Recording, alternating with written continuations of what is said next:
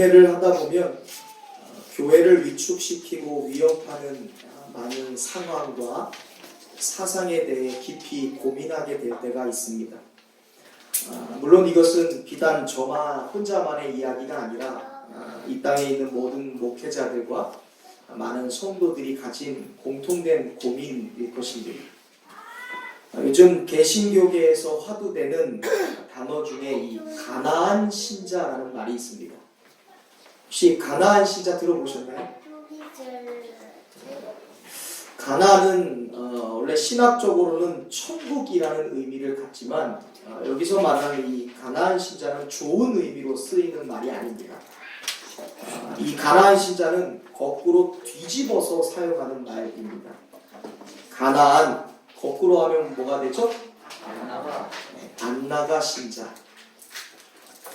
과거에는 교회를 다녔는데 많은 이유로 문제의식을 갖고 더 이상 교회에 나가지 않는 사람, 신자의 정체성은 갖고 있는데 교회 예배는 출석하지 않는 사람을 나타내는 말로 이 가나안 신자라는 단어가 보통 명사가 되었습니다. 정확한 통계는 없지만 각 교회 현장과 교단별 자세 조사에 따르면 오늘날 이 가나안 신도의 수가 적게는 100만 명에서 많게는 300만 명 정도에 이른다라는 추산 발표가 있습니다. 기독교 인구를 우리나라 1000만이라고 보면 그 중에 100만에서 300만 명은 어마어마한 숫자입니다. 실제로 오늘날 교회를 보면 교인들이 급격하게 빠져나가는 것이 눈에 보일 정도로 탈교회 현상이 심각하게 이루어지고 있습니다.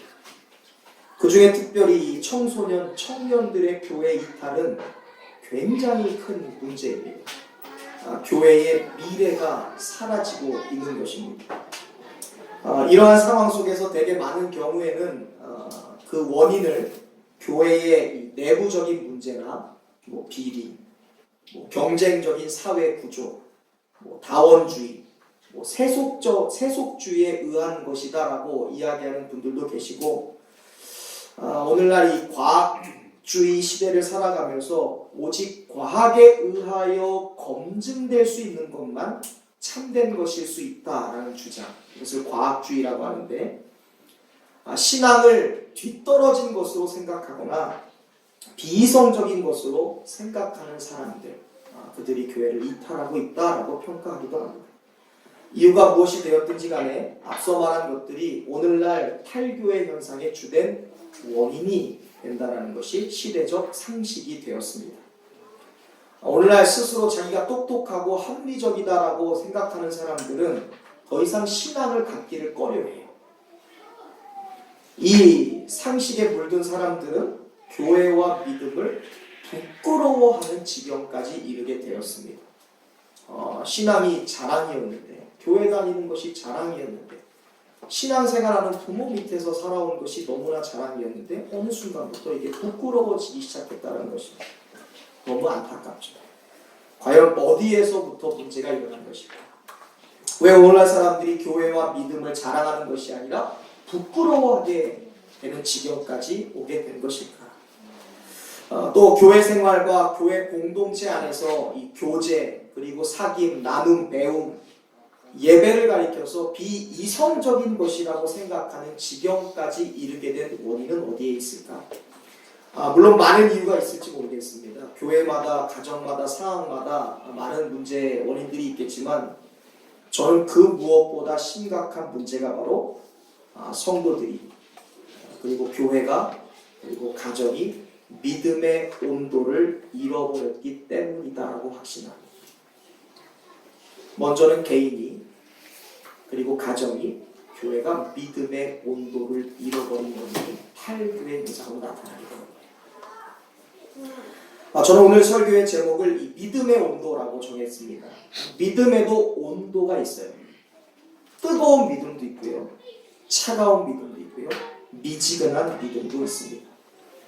저는 오늘 우리가 함께 나누는 말씀을 통해 먼저는 우리 자신의 믿음의 온도를, 그리고 우리 가정의 믿음의 온도를 나아가 우리 교회 전체의 믿음의 온도를 점검해보는 시간이 될 수 있기를 간절히 소망합니다. 우리 옆 사람과 인사할까요? 믿음의 온도를 점검합시다. 믿음의 온도를 점검합시다.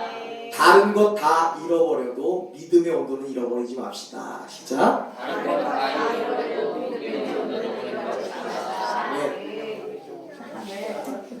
성경은요 온통 믿음을 선택한 사람들의 이야기로 가득 차 있습니다. 믿음을 선택한다는 것은 뭘까요? 다른 말로 나의 삶에서 하나님의 뜻을 따라 살기로 결단하는 것이 바로 믿음을 따르는 거예요. 예컨대 사업을 하면서 믿음을 선택한다는 것은요, 이 사업을 나의 주장이나 나의 계획이나 나의 프로그램으로 이 사업을 진행하는 것이 아니라 그 사업장을 하나님의 뜻에 맡기면서 운영하겠다라는 결단이 믿음을 따라서 사업을 하는 거예요. 학업을 하면서 믿음을 선택한다는 것은 무엇일까요? 그것은 바로 학업의 목적에 하나님의 영광을 두고 살아갈 것을 결단하는 것이 믿음으로 학업하는 거예요. 그런데 우리가 하나님의 뜻을 따라 살 때 우리가 어쩔 수 없이 포기해야 되는 것들이 있습니다. 여기 한 남자가 있습니다. 그 형제의 이름은 박상우라는 형제입니다. 이 멋진 이 형제가 한 여자를 선택하여 결혼할 것을 결정했어요. 그 여성이 누구예요? 양보라죠. 이것을 바꿔 말한다면 이 박상우 형제는 이 한 여자를 선택함으로 인해서 이 여자를 제외한 세상의 모든 여자를 포기한다라는 의미가 담겨 있어요. 이것을 가리켜서 선택은 반드시 포기가 함께 따르는 제로섬 게임이에요.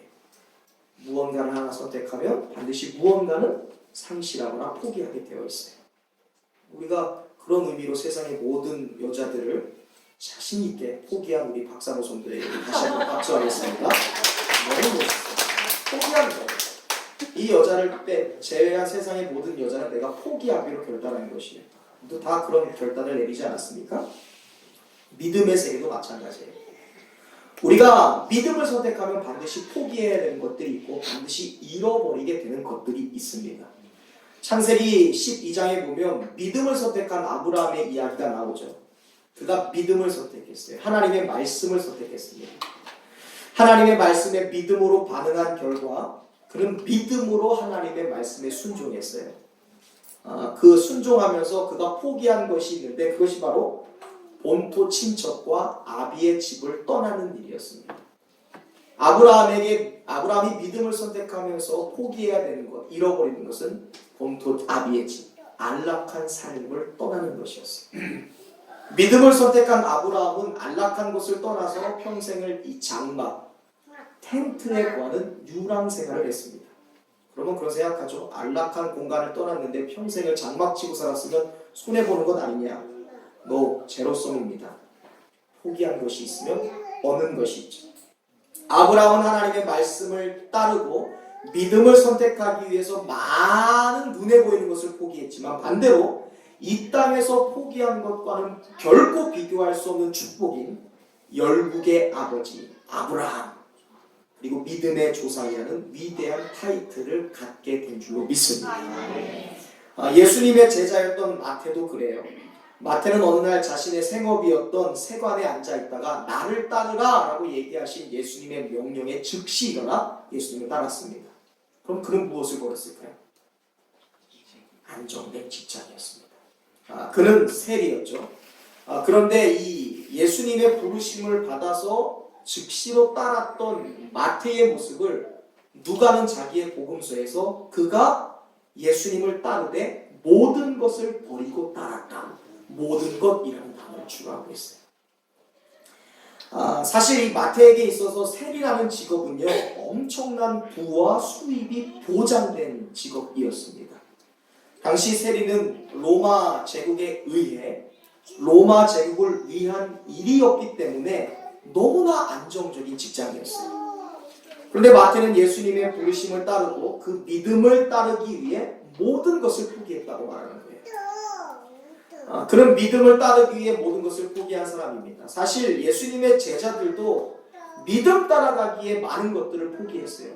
자녀도 포기했고요, 형제도 포기했고요, 자기의 직장과 배나 그물도 버리고 예수님을 따랐습니다. 그런데 다른 제자들과 마태가 달랐던 것은 마태는 돌아갈 곳이 없었어요.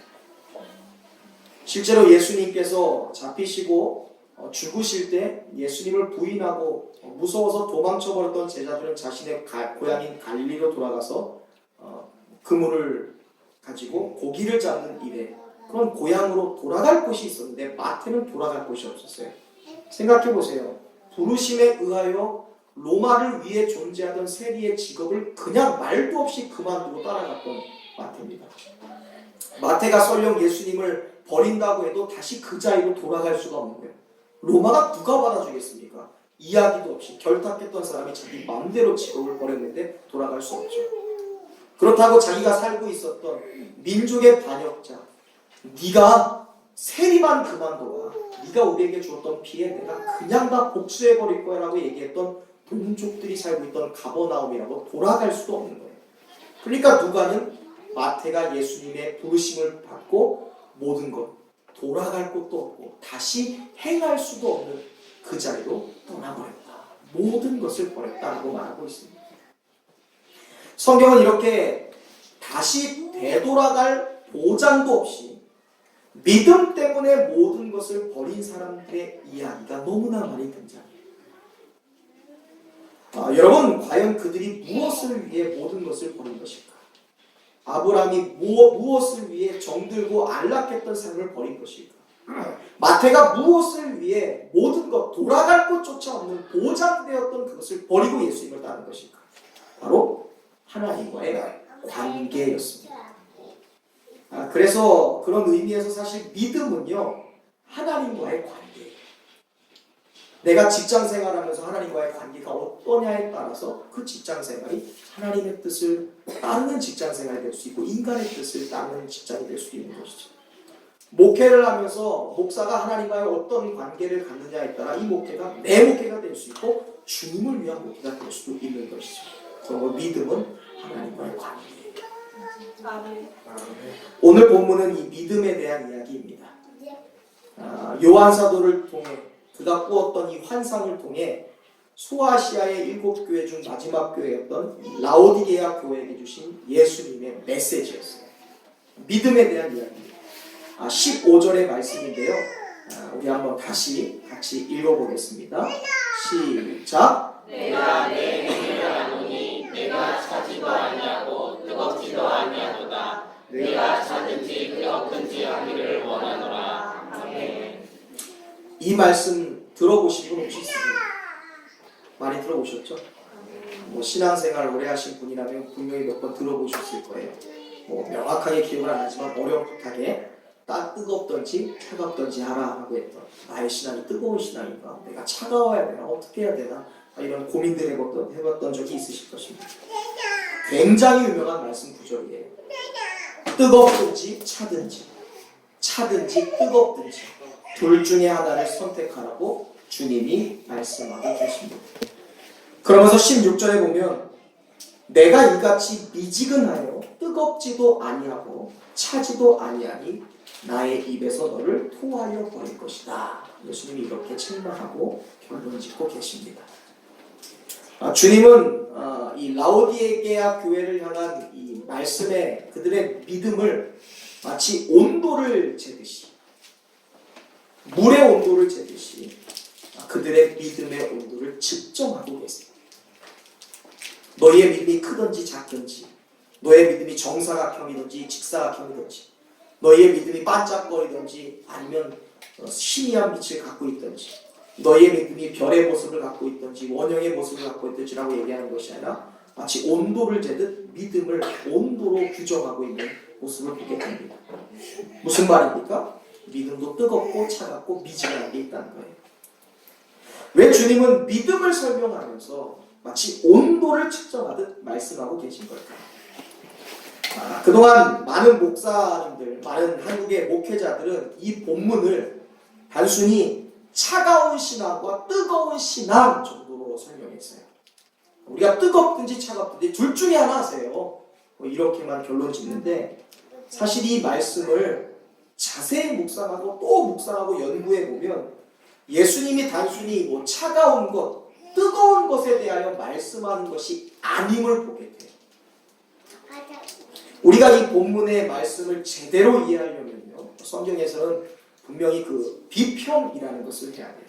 성경이 쓰여진 시기나 그때의 배경이나 문화적인 코드들을 읽어야지 그 본문에 담긴 철저한 의미를 깨닫게 되는 이유가 있습니다. 그런 본문들이 있어요. 오늘 이 본문도 이 본문이 예수님이 말씀하신 이 내용이 쓰여지던 당시 이 라오디게아 지역의 배경과 특징을 분명히 이해하고 고려하고 해석해야지 너희가 뜨겁든지 차든지 하라, 미지근하지 말라라고 얘기하신 예수님의 이 분명한 목적과 이 교훈을 알 수 있어요.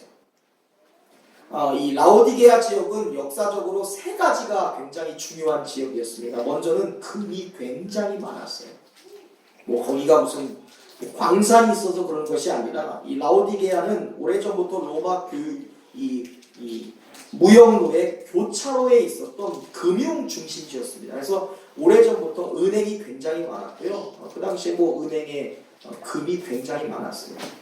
얼마나 이 라오디게아 지역이 부강했는지 AD 60년에 이 라오디게아 지역에 어마어마한 지진이 일어났는데 로마 본국에서 원조를 준다고 해도 그것을 극구 반대하고 그냥 자력으로 그 모든 것을 회복할 정도로 굉장히 부유한 도시가 이 라오디게아라는 지역이었습니다. 두 번째, 이 라오디게아는요, 프리기아의 파우더라고 불리는 의약품, 이 눈에 넣는 안약이 유명한 도시였어요. 이 안약을 만드는 이 의학 제조 학교가 있을 정도로 이 의약품이 굉장히 유명했어요. 세 번째로 이 라오디게아 교회 지역에 있는 이 특별한 양고로 만들어진 옷감들, 뭐 면직이나 모직의 이 옷감들이 굉장히 유명했습니다. 어마어마한 금이 있었고요, 유명한 안약이 있었고요, 특별한 옷감으로 풍성한 이 지역에 살고 있는 사람들 누구든지는 우리가 이 지역에 많은 금과 이 지역에서 나는 특별한 의약품과 소문난 옷감으로 인해 우리가 누구보다 잘 살 수 있다라고 자부했던 사람들이 이 라오디게아 지역에 살던 사람들이었습니다. 굉장히 많은 장점이 있는 것이죠.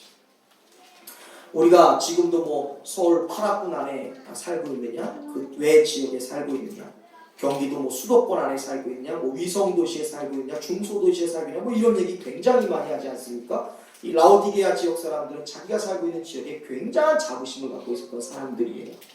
그런데 한편 라오디게아 지역은요, 이 세 가지의 장점이 있었던 반면에 또 굉장히 거부할 수 없었던 단점도 있었어요.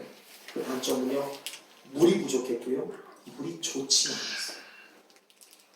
그래서 라오디게아는 석회관, 즉 수로를 만들어서 주변 도시에서 물을 끌어다갔었습니다.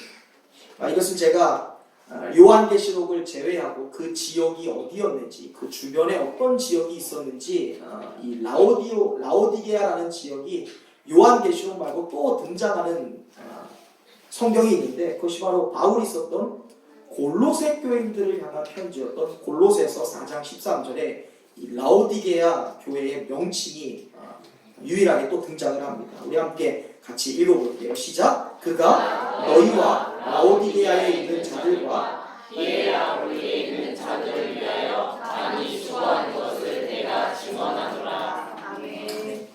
여기에 세 가지 지역의 이름이 나옵니다.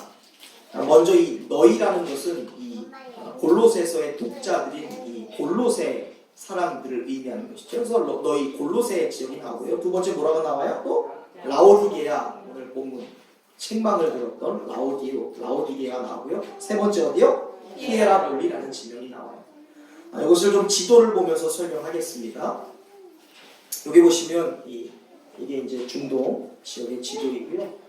여기 보시면 이제 소아시아의 교회, 지금의 터키 지방에 있는 소아시아의 교회의 모습, 응집되어 있는 교회 모습입니다. 여기 라오디게아 보이시나요? 오늘 이 본문에 나오는 라오디게아 교회가 있고요. 라오디게아 교회에서 북쪽으로 약 9km 정도 떨어진 곳에 여기 히에라볼리라는 지명이 있어요. 그리고 남쪽으로 약 14km 떨어진 지역에 뭐가 있어요? 골로세라는 지역이 있죠. 라오디게아 지역은 물이 없고 물이 좋지 않아서 이 두 변의 중요한 주변에 있는 두 도시에서 수로를 연결해서 물을 끌어옵니다. 그런데 사실 이 위에 있는 이 9km 정도 떨어진 이 히에라볼리라는 지역은요, 예로부터 뜨거운 이 온천물이 솟아나는 곳으로 굉장히 유명했습니다. 탄산수로 유명하고 굉장히 따뜻한 온천수. 반면에 이 남쪽으로 약 14km 정도 떨어진 이 골로새 지역은요, 산속에서 솟아나오는 아주 시원한 음용수로 유명한 지역들이었습니다. 그래서 이제 이 물 부족하고 물이 좋지 않은 단점을 갖고 있는 이 라오디게아는 수로를 놓아서 남쪽 골로새에서는 시원한 음용수를 공급받았고, 수로를 놓아서 북쪽에 있는 히에라볼리에서는 뜨거운 온천수를 공급받았습니다. 그런데 문제는 차가운 물이 되었든 뜨거운 온천수가 되었든 9km, 14km 각각 수로를 통해 이 물이 전달되면서 라오디게아까지 오는 지경에 어떻게 돼요? 물이 미지근해져 버리는 거예요. 뜨거운 물은 미지근해져 버리고 차갑게 시원했던 이 음용수도 미지근해져 버리고. 당시 이 라오디게아 지역의 특성을 잘 아시는 주님이 그러한 지역적, 민족적, 그리고 환경적인 특징을 근거로 해서 믿음의 온도에 대해서 말씀하고 있습니다. 이 말씀을 하면 라오디게아에 있는 성도들과 교회들은 단번에 아는 거예요. 아, 그래. 히에라볼리에서 받아왔던 뜨거운 그 온천수가 우리 지역에 오면 항상 미지근해져서 우리가 시원하지도 않고 뭔가 개운하지도 않지. 우리가 골로새에 가서 그 시원한 음용수를 먹고 야, 이 물 우리 동네에 있었으면 좋겠다 끌어당겼는데 오는 순간 미지근해서 먹기도 믿음이 가고 구역질만은 그런 물로 바뀌지 않았죠. 우리의 믿음이 그렇다고 점검해 보게 하십니다. 그리고 예수님은 무서운 경고의 말씀을 하십니다. 16절 말씀 같이 읽어보겠습니다. 시작. 내가 다시 미지근하여 뜨겁지도 아니하고 차지도 아니하니 내 입에서 너를 구하여 버리리라. 예수님의 입에서, 예수님의 마음에서, 예수님의 선택에서, 예수님의 부르심에서 토하여 버리고 제거되고 떠나버리게 되는 이유가 뭐예요? 차가워서? 차갑지 못해서? 뜨겁지 못해서? 이유가 뭐예요? 미지근해서. 보통 이전까지는 뜨겁지 않으면 안 됩니다. 차가워야 됩니다. 이렇게 얘기하지만 그거보다 근본적인 문제는 미지근한 게 문제예요. 여기서 말씀하신 이 차지도 않고 뜨겁지도 않은 미지근한 상태. 이것은 헬라어로 클리아로스라는 단어예요. 클리아로스. 미지근하다, 밍밍하다라는 뜻도 있는데요. 사실은 그보다 더 큰 의미는 녹아버리다, 용해되었다라는 말이에요. 가지고 있었던 기본적인 속성과 특징을 상실해버린다. 성도로서 가져야 될 특징, 집사로서 보여야 될 믿음의 모습, 목사로서 가져야 될 본질이 어떻게 돼요? 클리아로스, 희석되어 버렸어요. 용해되어 버렸어요. 주님이 말씀하신 토해지는 원인, 믿음의 온도에서 책만 받았던 것은 뜨겁지 않아서, 차갑지 않아서 그보다 이전에 믿음의 순수성을 잃어버렸다는 거예요. 하나님께서 뜨겁게 창조하신 이 히에라볼리의 온천수는 뜨거울 때 순수할 수 있는 것이죠. 뜨겁게 창조하셨습니다. 반대로 하나님께서 차갑게 창조하신 골로새의 음용수는 차가울 때 순수한 거예요. 그러나 그것이 히에라볼리 가운데 이동하면서 그 순수성을 잃어버리는 거예요. 오늘 본문을 통해 주님이 말씀하시는 이 뜨겁지도 않고 차갑지도 않은 미지근한 온도, 이것은 믿음의 순수성을 잃어버린 라오디게아 교인들을 향한 예수님의 촌철살인입니다. 주님은 단순히 차가운 신앙, 뜨거운 신앙을 이야기하는 것이 아니에요. 차가운 것은 차가운 대로 유익이 있어요.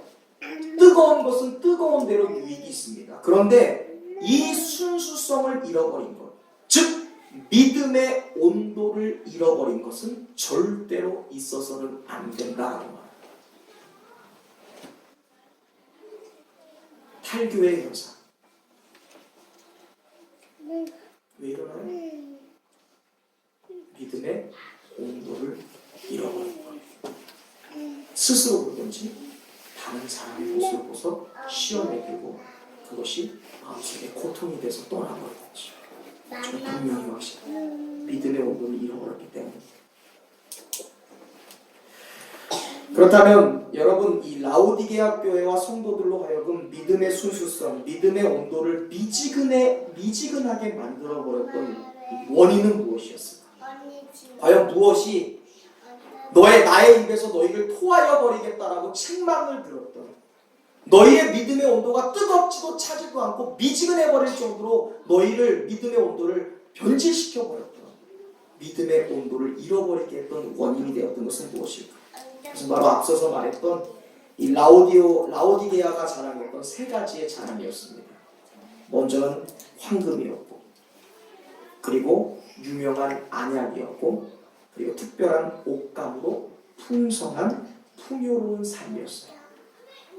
놀랍죠? 넉넉한 것이, 부자인 것이, 배가 부른 것이, 몸이 편한 것이 그들의 믿음의 온도를 잃어버리게 만든 원인이 됐습니다. 그들의 삶은 너무나 풍요로웠어요. 누가 말해도 누가 보아도 자랑스러운 삶이었습니다. 누가 보아도 성공적인 삶이었어요. 그냥 본질 자체가 그랬어요. 그런데 이 라오디게아를 향한 주님의 진단은 완전히 달라요. 자신들은 괜찮아, 만족해, 나는 이 정도 벌었으면 좋아, 나는 지금 일하면서 풍요로워졌어, 내가 사고 싶은 거 사, 나는 만족해 라고 얘기할지 몰라도 주님의 반응은 절대로 달랐어요. 17절 말씀 읽어보시겠어요? 시작! 내가 말하기를 나는 부자와 부요하고 부족한 것이 없다 하나 너의 곤고한 것과 가련한 것과 가난한 것과 눈먼 것과 벌거벗은 것을 알지 못하는도다. 아멘. 겉으로 풍성해 보이는 라오디게아 교회, 금은 많다고 자랑하고 너무나 풍족하다고 자랑하지만 영적으로는 너무나 빈곤하고 너무나 가난하다고 예수님 말씀합니다. 나는 이 정도면 이제 편안하게 살 수 있을 것 같다. 연금도 준비되었고 사업도 어느 정도 자리를 잡았으니까, 협상도 잘 돼서 연봉도 올랐고 보너스도 잘 받으니까 이 정도면 나는 괜찮을 것 같다라고 얘기하는데 영적으로 너무나 가난한 거예요. 유명한 안약이 있다고 자랑했는데 그들의 영적 눈은 멀어버렸다고 예수님이 말씀하는 것이죠. 빼어난 옷감으로 소문났지만 영적으로 벌거벗었다고 지적하고 계세요. 주님은 이 라오디게아 교회와 성도들의 믿음의 온도를 잃어버린 일들이 바로 그들이 그렇게 자랑했던 내용이었고, 그들의 안일한 생각이었고, 그들의 교만이었다고 평가하고 계십니다. 사실 이 바울의 동역자이자 이 제자로 알려졌던 에바브라에 의해서 세워진 교회가 이 라오디게아 교회였어요. 바울이 실질적으로 목회한 교회는 아니지만 이 라오디게아 교회는 히에라볼리 교회와 이 골로새 교회와 같이 바울이 썼던 편지들을 공유할 정도로 믿음으로 신앙적으로 성장했던 가치가 있었던 교회입니다. 근데 이 교회가 오늘 요한의 계시록에서 예수님의 책망을 받고 있어요. 너희가 바울 사도를 통해 목회를 공유하고 신앙을 공유하고 믿음의 도전을 받았던 교회가 어떻게 이렇게 변질되었느냐? 너희의 뜨거웠던 믿음의 온도, 차가웠던 믿음의 온도가 어찌 미지근해져 버렸느냐고 주님은 책망하고 계시죠. 어느 날부터인가 그들은 자신들 안에 있었던 물질적인 풍요로움과 자족함으로 인해서 초기의 열심을 잃어버렸습니다. 돈 버는 일에 혈안이 되어갖고 믿음을 잃어버리는 거예요. 노는 일에 혈안이 되어서 믿음의 온도를 잃어버리는 것이죠. 마치 히에라볼리의 뜨거운 온천수와 골로새의 차가운 음용수가 수로를 지나서 이 라오디게아로 와서는 순수성을 잃어버린 것처럼 시간이 지나면서 라오디게아 교회가 그 신앙의 믿음과 순수성을 상실해버린 거예요. 세상 말로 물에 못 탄 듯, 술 탄 듯, 술에 물 탄 듯. 맞나요? 그 말이? 술 안 먹어서 몰라서요. 점차 그들 가운데 믿음의 시선을 빼앗기는 일들이 너무 많아졌어요. 유혹받는 일들이 많은 거예요. 금 벌어야지. 안약 작업해서 성공해봐야지. 옷감으로 좋은 옷 해 입어야지. 그들의 계획, 그들의 자랑, 그들의 아니라는 생각이 초기의 믿음의 순수성을 잃어버리겠다는 거예요. 그들 가운데 믿음의 순수성을 잃어버리는 일들이 계속적으로 나타났습니다. 그래서 탈교의 현상이 일어나게 돼요. 저는 지난주에 이 본문의 말씀을 묵상하고 굉장히 두려운 마음이 생겼어요. 사실 이 말씀을 묵상하면서 오늘 설교를 준비하려고 하는데 성경이 넘어가지질 않는 거예요. 계속 14절 말씀에서 계속 읽어지지가 않아요. 넘어가지가 않아요. 분명히 나는 입으로 읽었는데 눈은 계속해서 똑같은 것만 말하고 있어요. 제가 쉽게 넘길 수 없었던 부분이 15절 초반부에 나오는 말씀입니다. 15절 한 번 더 읽어보시겠어요? 성경 한번 찾아보시죠. 15절 시작. 내가 내 행위를 나누리. 여기에요. 제가 여기에서 넘어가지질 않는 거예요. 내가 여기에서 말하는 나는 누구세요? 예수님이 너의 행위를 안다. 내가 김보일 너를 알고 있거든. 내가 너를 보고 있거든. 내가 너의 지금 믿음의 모습을 내가 보고 있거든. 측정하고 있거든. 내가 눈을 시퍼렇게 뜨고 너를 바라보고 있어. 내가 너의 행위를 알아. 내가 낱낱이 너를 알고 있어라고 말씀하시는 예수님의 말씀에 제가 그냥 넘어가지지 않는 거예요. 우리가 그거 있잖아요. 어린 자녀들이 엄마하고 속이려고 해도 엄마 아빠는 부모님은 표정만 봐도 아는 거예요. 마치 저를 향한 그러한 시선을, 주님을 향한 그 시선을 제가 느끼니까 이 말씀이 넘어가지지 않는 거예요. 사람 앞에서는 얼마든지 거룩한 척 할 수 있고 사람 앞에서는 얼마나 은혜가 충만하고 믿음이 있는 사람처럼 꾸밀 수 있고 말할 수 있는데 주님 앞에서는 그러지 않아요. 내가 널 알거든. 그리고 하나님은 그 다음에 나오는 15절 하반절부터 나오는 말씀에 비추어서 저의 모습, 지금의 저의 믿음의 온도의 모습을 보게 하셨어요. 과연 나는 찬 사람인가? 뜨거운 사람인가? 과연 나는 뜨거운 믿음을 가지고 있는가? 제가 겉으로 보면 굉장히 열정적인 사람이에요. 그렇죠? 힘도 많고 열정도 있습니다. 때로는 불같은 신앙을 가진 것 같은데 15절에 내가 너를 알거든 하시니까 내가 자신이 없어지는 거예요. 내가 진짜 식어지지 않는 열정을 가진 사람인가? 안다고 말씀하시는 하나님의 자신이 없어지다. 그럼 반대로 나는 차가운 사람인가? 우리가 뜨거운 신앙인가는 좀 수긍이 가는데 차가운 신앙이라는 말은 수긍이 안 되죠. 우리 뭔가 식어버렸다는 거야? 아니요. 차가운 것은 냉철한 거예요.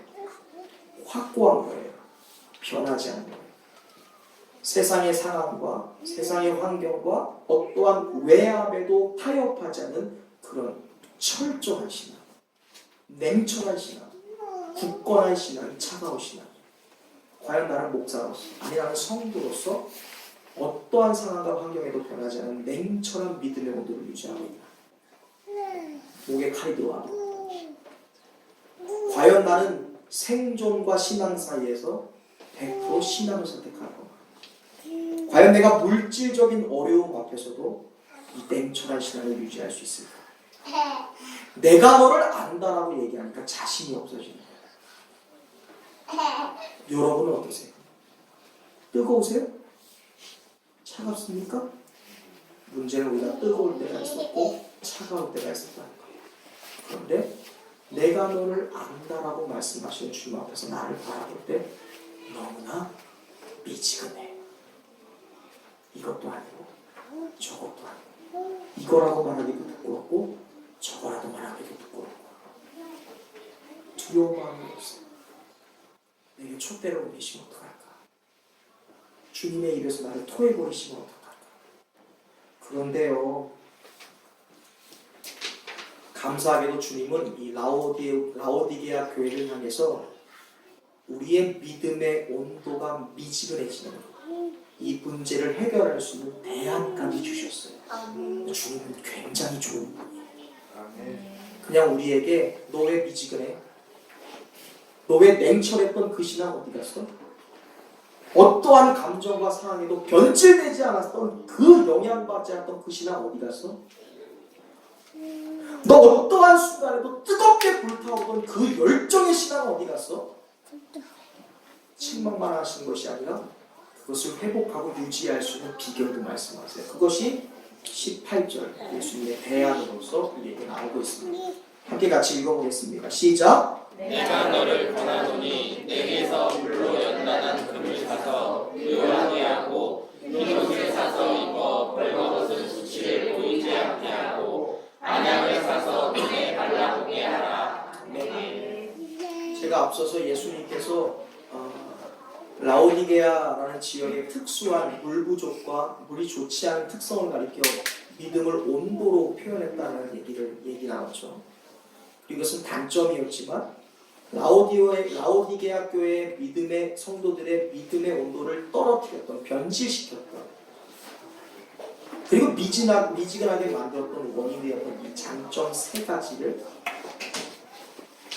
변화시키고 다시 뒤바꾸는 대안에 대해서 예수님 말씀하고 있습니다.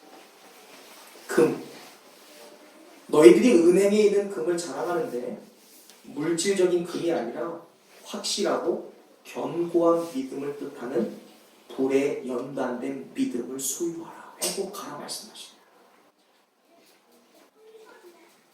그 불로 연단된 예수 그리스도의 십자가의 은혜, 예수 그리스도의 복음의 은혜로 연단된 정금과 같은 뜨거운 믿음을 다시 사라라고 말씀합니다. 돈 버는 거에 학착같이 사는 것이 아니라 우리의 뜨거운 신앙을 회복할 수 있는 그 길을 선택하라는 거예요. 열심히 돈 버는 것처럼 열심히 예배 드리라는 거예요. 열심히 놀러 가기 위해서 생각하는 것만큼 열심히 기도하는 일에 열심히 해라. 연단된 금을 사라. 화려한 옷이 아니라 성도들의 옳은 행실을 의미하는 흰 옷을 사서 너희의 벌거벗은 수치를 면하라. 그들은 그 지역에서 나는 양모로 유명한 면직과 모직을 자랑했습니다. 검은 옷감이었어요. 근데 예수님은 그 옷감 자랑하지 말라는 거예요. 성도들의 옳은 행실을 의미하는 흰 옷으로 너희의 수치를 가리라는 거예요. 겉으로 드러나는 외향적인 모습, 우리가 가지고 있는 어떠한 학위나 지식, 우리를 갖고 있는 어떤 프로필로 너희를 꾸미려고 하지 말라는 거예요. 우리에게 주신 옳은 행실, 성도에게 쓰는 옳은 행실, 정직, 성령의 9가지 열매, 성령의 열매들, 우리에게 주신 은사들, 그것들로 너희를 꾸미라. 너희를 입히라. 세 번째는 눈에 바르는 안약이 아닌 영적인 분별력을 하는 믿음의 안약을 다시 사라. 그리하여 열심을 내라. 19절에 회개하라. 이 말이 뭐예요? 돌이키라는 말이에요. 금 얻기 위해서 목숨 건 자리에서 돌이켜서 견고한 믿음, 확실한 믿음 붙잡는 일을 시작하라. 외향적인 거 자랑하고 꿈꾸고 그렇게 취약하던 그것이 아니라 옳은 행실로서 우리의 수치를 가리고 세상을 향해서 비방받고 우리의 모습을 통해 탈교의 현상을 일으키는 그 사람들, 오늘날 교인들을 향해 혐오감을 느끼는 그들에게서 우리를 보호할 수 있는 거룩한 행실의 옷을 사입으라고 말합니다. 아멘. 오늘날 얼마나 많은 사람들이 우리 예수 믿는 사람들에 대하여 혐오감을 느끼는지 아세요? 제가 과거에도 몇 차례 얘기 드렸지만 우리는 성경을 읽어요. 그렇죠? 근데 세상 사람들은 성경 안 읽어요. 세상 사람들은 뭘 읽을까요? 우리의 삶을 읽습니다. 우리는 하나님의 말씀을 읽지만 그 사람들은 하나님을 안 읽어요. 그냥 하나님을 읽기 위해서 우리 하나님의 성경을 읽는 우리의 삶을 읽는 거예요. 교회에서는 너무나 좋은 부모인데 집에만 들어가면 180도 달라지는 거예요. 자녀들이 탈교회 현상 알만할 수가 없는 거예요. 그러한 아버지, 그러한 어머니 다니는 교회는 안 다니래요. 그 외식을 보면서 세상 사람들은 혐오감을 느껴요. 스스로도 그럴 거예요. 와, 내가 어떻게 이렇게 겉과 속이 다르지? 내가 어떻게 이런 이면적인 양면의 모습을 갖고 있지? 내가 믿음 생활에서 뭐하나? 부끄러워서 스스로 뜨거웠던 믿음, 그 뜨거웠던 주님을 향한 복음의 신앙이 미지근해져 버립니다.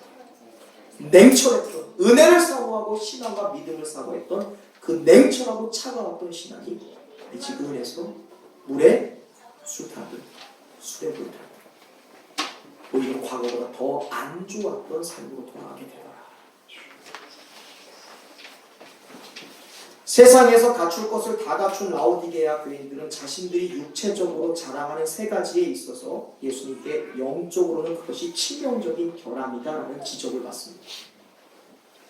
그리고 주님은 그들을 향해 확실하고 견고한 믿음의 온도를 다시 회복하고 옳은 행실의 믿음의 온도를 회복하여 그리고 영적인 분별력을 갖기 위한 신앙의 온도를 회복하라고 말씀하고 계세요.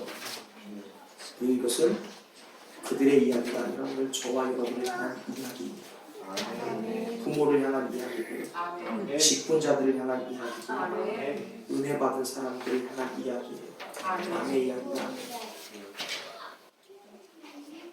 예전에는 너무나 은혜로워서 시키지도 않아도 아침 일찍 교회 오던 분들이 식어져 버려요.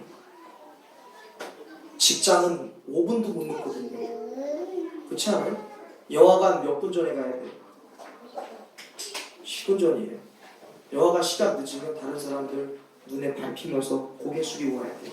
그런데 주님 앞에 예배 드릴 때는 고개 숙이지도 않아요. 떳떳하게 미지근해진 거예요. 무엇이 그것을 미지근하게 만들었어요? 과연 주님께서 우리에게 말씀하시는 것은 우리가 돈이 많고 유명세를 갖고 있고 또한 미모를 갖고 있든지 간에 주님이 인정하지 않는 미지근한 믿음은 아무 소용이 없다는 결론에 다다르게 됩니다. 과연 주님이 오늘 우리의 믿음의 온도를 진단하실 때 우리는 주님께 어떠한 평가를 받게 될까요? 저는 이 시간 여러분의 심령에 도전하기를 원합니다. 우리의 삶에서 믿음의 온도를 회복해야 될 영역은 무엇이 있을까요? 우리의 각자의 심령 가운데 차갑지도 않고 뜨겁지도 않은 미지근해진 믿음의 모습은 과연 무엇이 있나요? 그것이 사명입니까? 그것이 첫사랑인가요? 처음 직분을 받았을 때의 그 뜨거움이 미지근해졌습니까? 제자 양육을 받았을 때 그 감동이 식어버렸나요? 세례를 처음 받았던 그 뜨거운 눈물의 온도가 식어져 버렸습니까? 십자가를 생각하면 가만히 있어도 눈물이 흐르던 그 감동의 온도가 완전히 식어져 버렸나요? 아니면 어떠한 순간에도 흔들리지 않아야 될 주님의 명령이었던 영혼 전도에 대한 믿음이 미지근해졌습니까? 어떻게든 내 남편, 어떻게든 내 자식, 어떻게든 나의 가족들을 주님께 인도하겠다라고 결단했던 그 믿음이 미지근하지 않았나요? 그것은 차가운 믿음이었어요. 냉철한. 어떠한 모함과 어떠한 위협과 어떠한 모욕 가운데서도 반드시 행하겠다고 결단했던 차가운 믿음. 예배와 기도의 온도에 믿음이 떨어진 분들도 있습니다. 예배 형식적으로 드리는 것, 주님은 그 예배를 받지 않으시겠다. 너희가 드리는 예배는 떡은 떡이되 더러운 떡이다. 말씀하셨습니다. 말씀 통독을 향한 믿음의 온도가 식어져 버리는 분들도 계세요. 오늘 저와 여러분의 믿음의 온도를 미지근하게 만드는 일들은 무엇인지 한번 점검해 볼 수 있는 시간이 되었으면 좋겠습니다. 아멘. 주님의 무서운 경고를 기억해야 돼요. 네가 뜨겁지도 차지도 않고 미지근하니 나의 입에서 너를 토하여 버리겠다.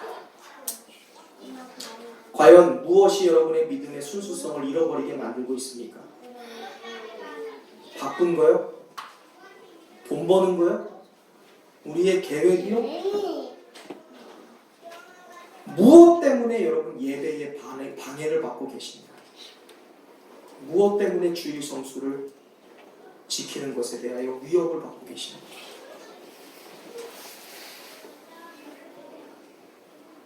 우리에게 믿음의 순수성을 위협하는 것, 우리에게 있어서 뜨거운 믿음, 그리고 차가운 믿음의 온도를 미지근하게 만드는 것은 무엇인지 오늘 저와 여러분이 스스로 깨닫게 될 줄로 믿습니다. 그것이 육신의 즐거움인지 탐욕인지 물질인지 예배 끝나면 어디 갈까? 예배 나오기도 전부터 결정하는 분들도 계십니다. 내가 오늘 예배 끝나면 뭐 할까? 어디 갈까? 예배가 되겠습니까? 과연 예배를 방해받고 하나님과의 관계를 끊어져 버리게 하는 그 미지근하게 만드는 요소가 뭐냐? 저도 처음 교회를 개척하고 처음 목사 안수를 받았던 그 순수했던 온도로 돌아가 보려고 해요. 영혼을 향한 뜨거운 마음, 예배를 향한 뜨거운 은혜, 영혼 구원을 향한 어떠한 외압과 교회 성장과 성숙을 향한 어떠한 모욕과 모함에도 흔들리지 않던 그 사명의 첫 자리로 저도 돌아가려고 몸부림치려고 해요. 나아가 여러분과 여러분의 가정, 우리 새로운 교회에 속한 모든 성도들이 모두가 변함없이 냉철하고 굳건했던 주님을 향한 신뢰의 믿음, 그리고 주님 주신 사명에 대한 믿음의 온도도 우리가 함께 회복할 수 있기를 바랍니다. 그것이 뜨거운 것이었든 그것이 차가운 것이었든 우리에게 주셨던 그 순수한 믿음의 온도를 회복하기 위해서 우리가 하반기 더욱더 기도하고 더욱더 말씀 보고 더욱더 속해 예배에 참여하고 더욱더 선교하고 헌신하고 배우고 교제하고 나누고 성령 충만하여 우리가 이 믿음의 온도를 회복할 수 있게 되기를 주님의 이름으로 축원드립니다. 그동안 우리의 시선을 빼앗던 수많은 일들에서 회개, 돌이켜서 다시 한번 순수했던 믿음의 자리, 그 온도로 돌아갈 수 있게 되기를 주님의 이름으로 축원드립니다. 그리하여 우리가 주님 앞에 칭찬받는 성도, 가정, 교회가 되시기를 주님의 이름으로 축원드립니다.